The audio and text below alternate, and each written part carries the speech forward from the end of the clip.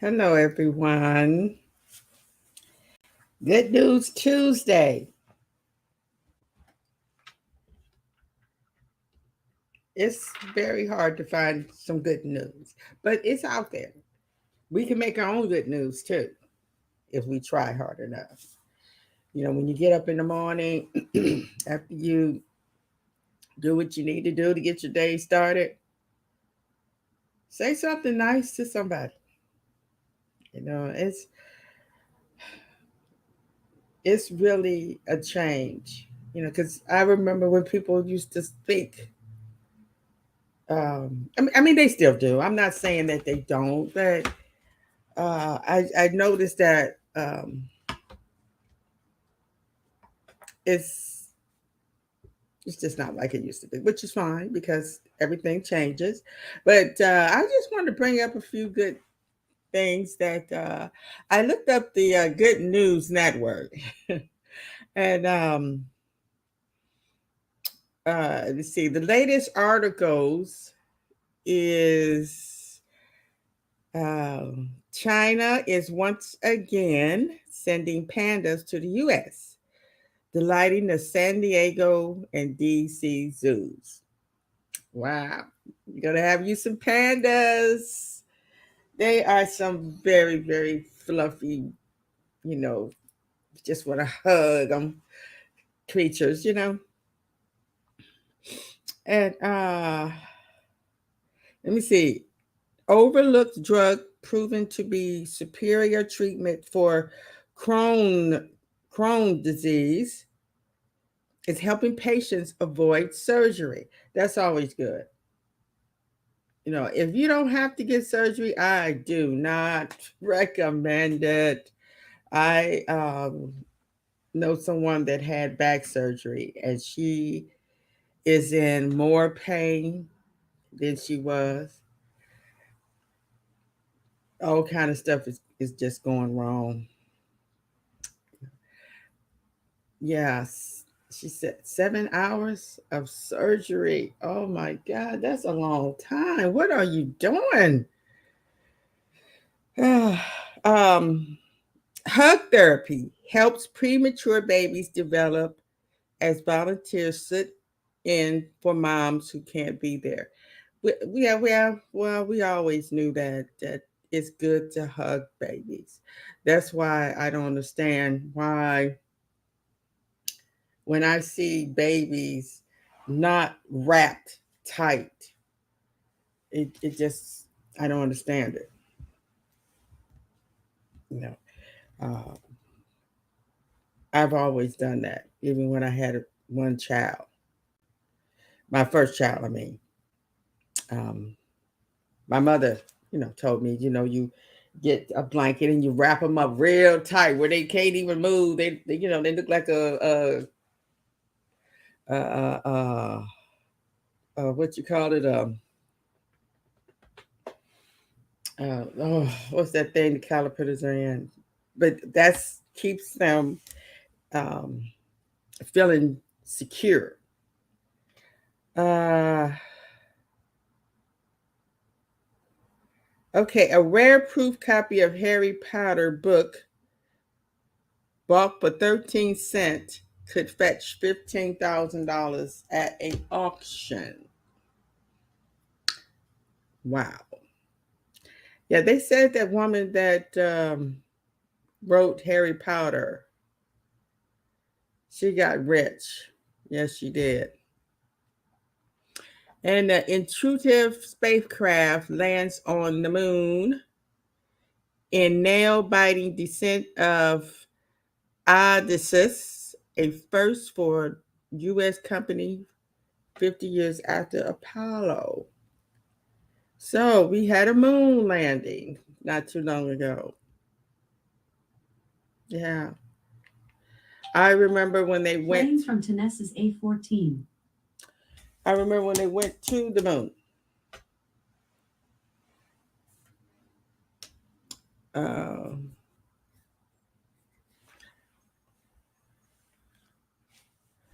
on this day in history, 5 years ago, today, the smallest baby boy ever born that would survive to leave the hospital went home in Tokyo with his mom, having been born just 9.45 ounces or 268 grams. He was born as small as a baby kitten at 24 weeks after doctors discovered he was not growing in the womb at all. At a neonatal intensive care unit, his weight eventually increased 15 times and he was released at around 7 pounds 2 months after his initially hypnotized due date. Wow. Oh, wow. That was small. That was really, really small.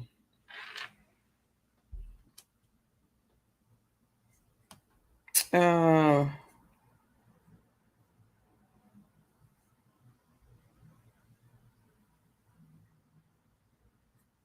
LA firefighters rescued a 1,200-pound horse named Lucky from backyard sinkhole. More than 100 new species of stunning marine life found near underwater mountains. Wow. Isn't that something? They are still finding new, well, new to us, species. Um, I know the world is so vast and it is so um, hidden that they just live in their life, you know, not worried about us, just living the life that they was given. And we should be able to do that too. Well, that's a few things. I'll go back to that maybe if we have time. I'm not going to be on here too long. But I wrote a book, Live for the Future. And I decided to write some good, something really positive and good to hear. And it was a challenge. I mean, it is a very very good book, you know, because uh, we need a change in thinking because some reason our thinking has gotten off key, you know, with all this technology. Uh, we're losing focus on really what life is really about. You know, because right now your life is don't mean nothing. You know that. Um, but okay, right here, I know you can't see it, but this is what I wrote. We will discuss happiness in the following 2 pages. But first, let's define happiness. Characterized by good luck and fortune. Two, enjoy showing or marked by pleasure, satisfaction, or joy. Three, being specially well adapted to felicitas. Four, cheerfully willing, as in happy to help. Five, A, characterized by a spontaneous or obsessive inclination to use something, often used in combination trigger happy. B, enthusiastic about or involved with to a disproportionate degree, often used in combination money, comfortable, clothes, happy. It's incredible. Just reading the definition has brought me joy. We all have experienced happiness because of what we accomplish, and most of all, being in love with others. I realize that hanging on to the past does not grant me happiness. Still, the future does. What is wrong with me? My voice is trying to go. I ain't doing that much talking. I realize that hanging on the past does not grant me happiness. Still, the future does, because the main thing I got from that is being cheerful, willing, and happy to help. And that is when I am most happy, when I am delighted. And that's only when you are in the now. And when I am anticipating something good happening and helping someone.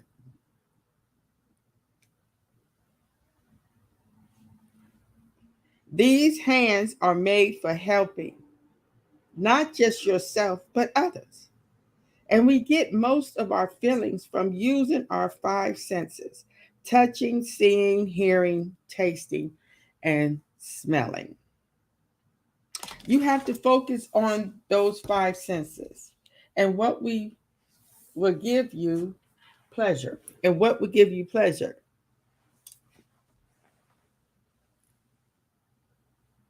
Because happiness is a pleasure. And happiness is a privilege.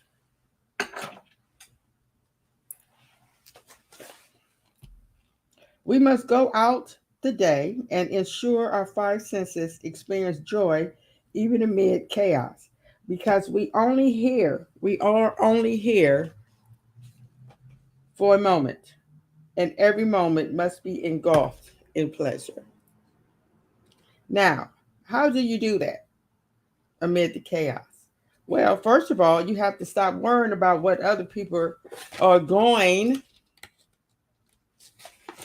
to say, because it's hard to feel joy when your mind tells you that you should be feeling sad. And of course, sadness is welcome. You know, um, there's a lot of things in this world can bring you sadness. Still, it would be momentarily, because we are more significant than that feeling. I will not talk about all the sadness because the rest of the book is full of sorrow. Still, during all that, we will learn to be happy, because happiness, many people can't handle it. And many people don't want to see us happy, but we're living for no one. We were given this life. The Great Spirit wants us to live our lives. This beautiful planet is our home, and we want to keep our happy home. Now we are going to talk about words of happiness. Our terms mean a lot, and what comes out of our mouth reveals the truth inside spirituality. No one can take away happiness. Just as we say, I am happy for you, seeing you do well brings me joy. We say, I am delighted, I'm glad, pleased, I'm satisfied, elated, thrilled, and tickled. I am cheerful, in a good spirits. Update: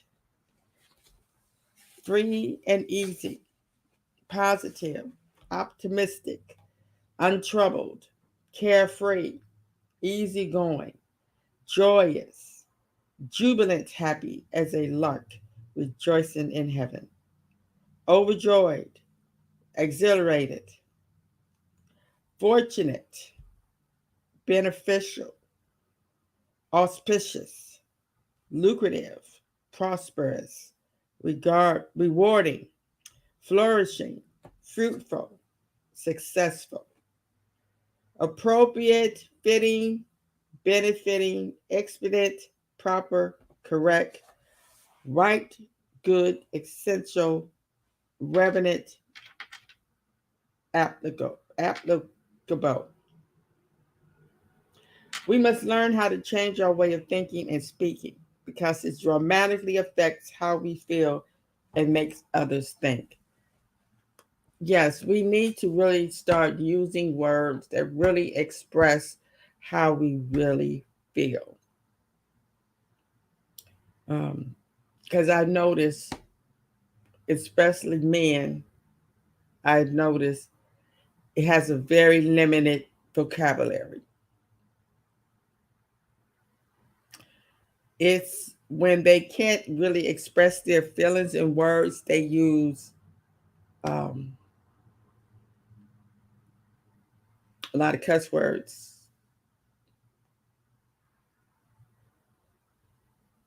And you know what I mean?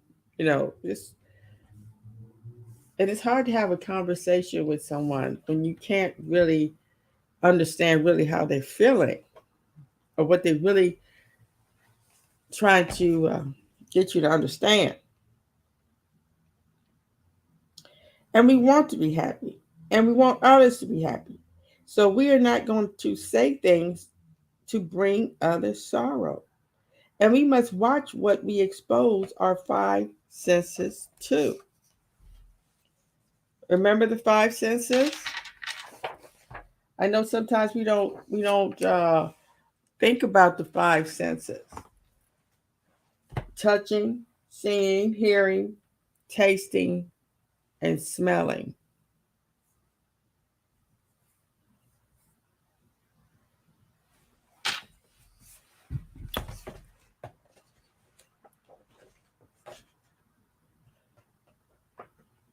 Exposure to unhealthy, immoral entertainment, conversation is very detrimental to our happiness. We don't think it is, but it really is, because the stuff that our kids is watching, it don't seem like it's making them happy. It's bringing them happiness. It's like, for one thing, that's all they really got to look at. They think, and it's the thing to do. That's what all the kids are doing. Okay. Just like I tried, I try to get my grandson to look at movies about animals and the nature and the earth, and uh-uh, no, no, don't want to do that. It's not stimulating enough,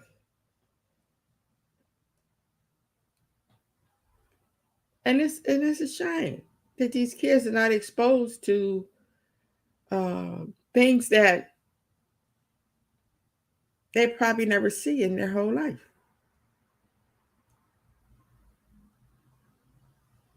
And knowing how nature works, oh, it's a beautiful thing. That's really the only happiness that's really floating around here. It's, I mean, of course, it's happy to see a baby born, and to see somebody walk across the stage and or save a life. I mean, yeah, but this is natural happiness or nature, because mm, we want to engage in activities that bring us long-lived joys, not 2-minute gratification.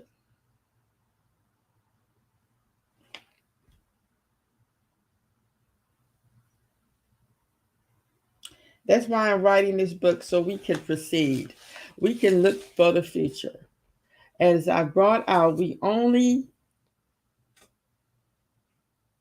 if we live long enough, 2 centuries, is what are we going to do? What are we going to leave behind? And I will repeat this. We are only here for a moment. From the time we come out of the womb, we have a mission to make sure who comes behind us come to a healthy, clean home. This is the planet, the earth, that we have to take care of, and that gives us everything we need to thrive, live, and be happy. That's why we must start now and make sure that our young ones are prepared to bring about the change. We need warriors of change because I want everyone to be happy when they burst into that realm of greatness. Everything you see is greatness. Yes. That was my first book. And as I read it, I do see some mistakes. Um, so I am writing another one. So I'm just gonna have to try to do better. But I want to read a little bit out of this book too. The holistic curriculum. Mm. Oh, oh, can't read that. Can't see that at all. Holistic education attempts to bring education into alignment with the fundamental realities of nature. Nature, at its core, is interrelated and dynamic. We can see this dynamics in connectedness in the atom, organic systems, the biosphere, and the universe itself. Unfortunately, the human world, since the Industrial Revolution, has stressed compartmentalization and standardization. This result has been fragmentation. Yes. Most people in industrialized societies live in large cities where they feel afraid and cut off from others. Although crime rates have dropped, violence in urban areas is still a concern in North America cities. People are afraid to walk alone at night, even in areas that used to be considered safe, such as the suburbs.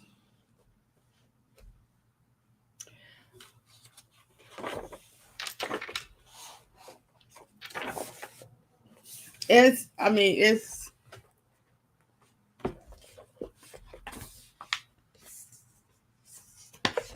I'm trying not to get into any sadness. It's very difficult, but um, it's hard.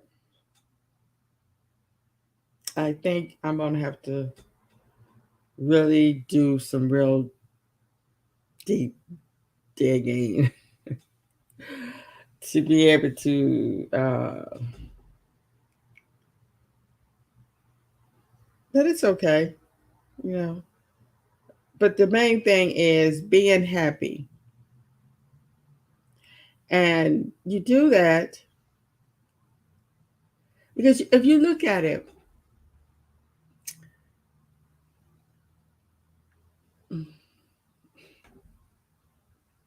we have to be happy for ourselves. We really do.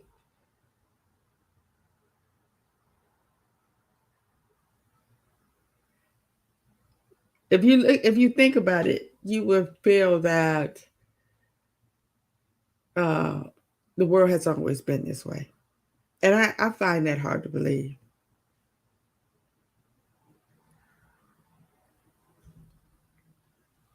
because the main keys that bring about sadness.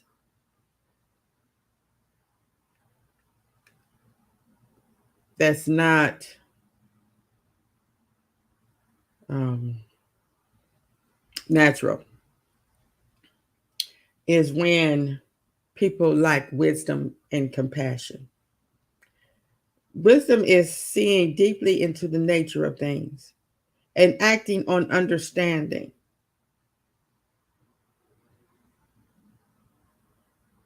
Spiritual wisdom also focuses on the interconnectedness in the Pinero philosophy, which describes reality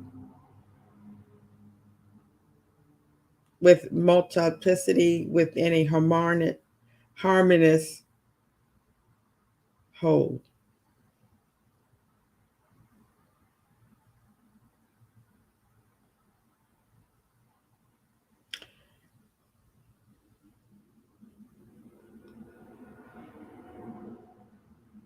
Yeah,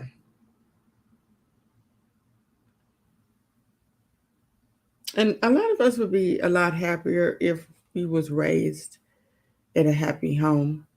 So it starts at home. It starts with wholesome and wisdom and compassion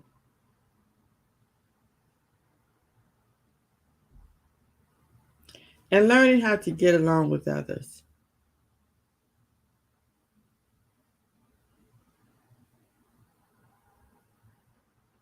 We need to love one another because change, the only thing that's going to change the world is love, not war. And I know a lot of us wonder, why do we have war? Why we just can't talk? Why people just can't talk? Why the leaders just can't talk about it and discuss it in a mature manner and um, and get a plan and figure out how to uh, remedy the issue at hand. Now you see them doing that sometimes at the League of Nations and stuff like that. And sometimes they do be successful, but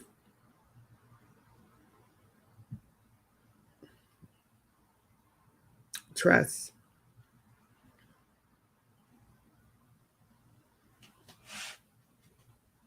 And I'm sure it's a lot of other things too. So I'm going to get off of here because I feel like I'm rambling. I thought I was going to be able to talk the whole time about happiness, and so I need to, try to really pre-program my mind to really talk about happiness. Um, Before I leave, I just want to give a shout out to my superhero of justice, Fonnie Willis. Love you, girl. And you know what? I have on my super pink. Um, so everybody have a good day. And like I brought up, be happy. Say something good. Okay, do you know what? That's what we're gonna do before we leave. I'm going to say something good about somebody I despise. Um, uh, who do I despise?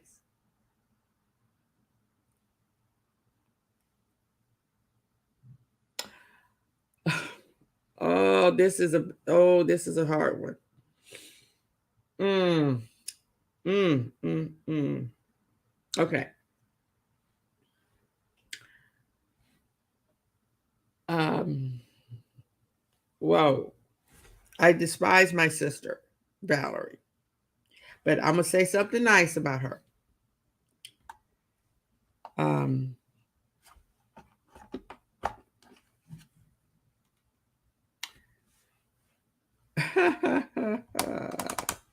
Oh. See, I didn't know I was gonna do this. Okay. I'm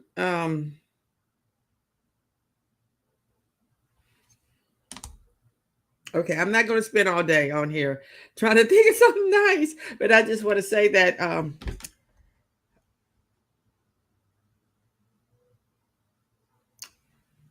she loves her kids and her grandkids.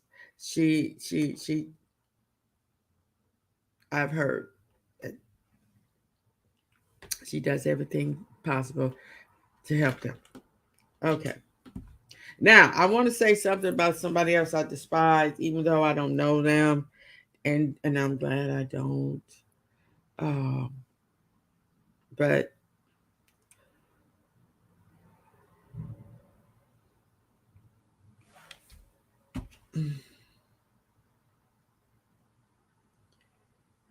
I just feel sorry for you.